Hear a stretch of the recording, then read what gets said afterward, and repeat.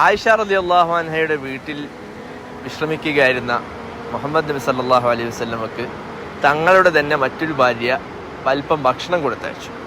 എന്നാൽ ആയിഷ റളിയല്ലാഹു അൻഹയ്ക്ക് ഇതൊട്ടും പിടിച്ചില്ല. ആയിഷ റളിയല്ലാഹു അൻഹു കോപത്തോടുകൂടി ആ വന്ന പാത്രത്തെ തട്ടിത്തെറിപ്പിച്ചു. പാത്രം അവിടെ വീണുടയുകയും ഭക്ഷണം ആകെ ചിന്നിച്ചിതറുകയും ചെയ്തു. ഈ ഒരു സന്ദർഭത്തിൽ നബി സല്ലല്ലാഹു അലൈഹി വസല്ലമയുടെ പ്രതികരണം എന്തായിരിക്കും? നിങ്ങളൊന്ന് ഊഹിച്ചു നോക്കിയിട്ടുണ്ടോ?